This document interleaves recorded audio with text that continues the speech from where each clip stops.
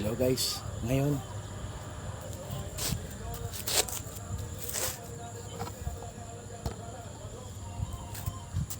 wala pa rin pawis. Bitin. Ngayon po nagamit po tayo ng jumping rope. Ito. Nice.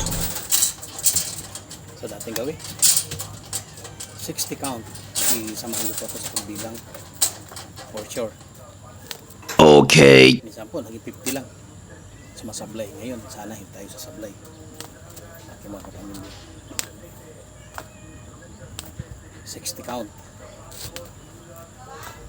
para benepisyo sa ating health, ating katawan. Ready, 1, 2, and 3.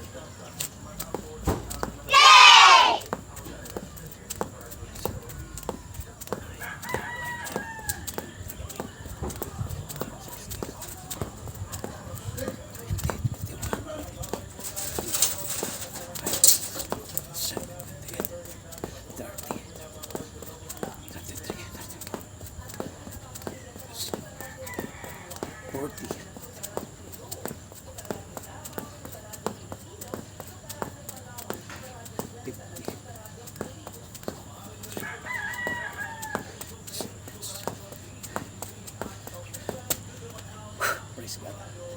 Thank you, Lord. Wow!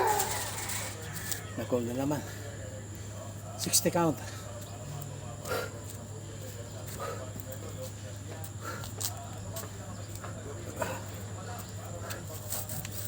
Sarap. Sarap mag-ehersisyo.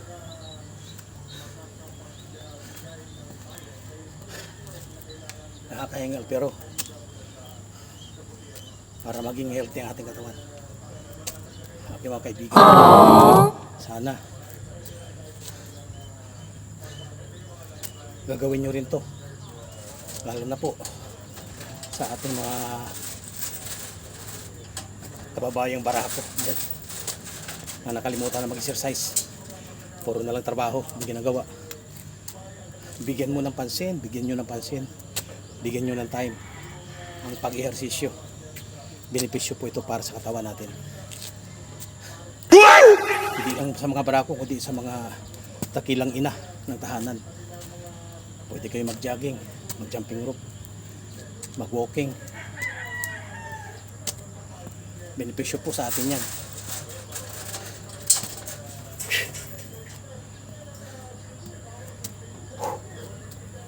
Oo, medyo nakakahingal pero masarap sa pakiramdam.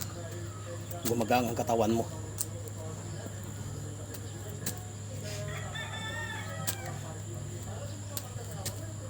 So ngayon tuturo ko naman po yung ehersisyo na kailangan dumalo yung dugo natin mula ulo hanggang talampakan. Benepisyo po to, malaki. Dahil yung nangangawit yung mga braso, nangangawit yung paa, yung mga leg, nangangawit. Ito po yung solusyon na pinakalob naman ni Lord sa akin doon sa natuturo sa akin na doktor kung paano patadaluyin yung mga baradong ugat sa buong katawan. Ito yan, ganito po yun.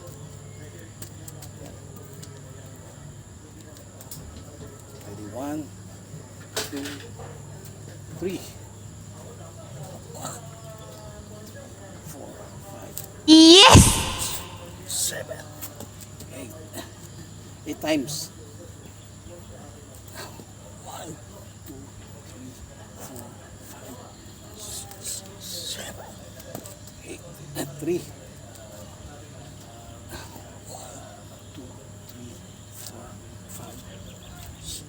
7, 8, 4.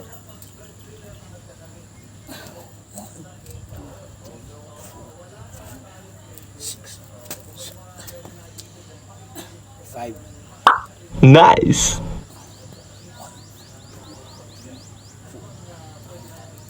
6, 7, 6,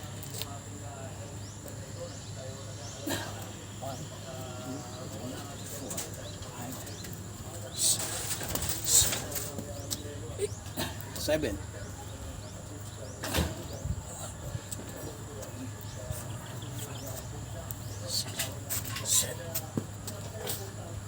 8.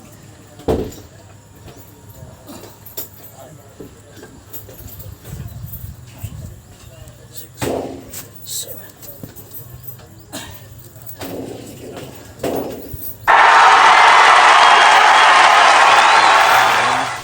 Jogging number 2. Jumping rope number 3. Paano padaluin yung dugo mula ulo ang talampakan. God bless you all. Thank you so much.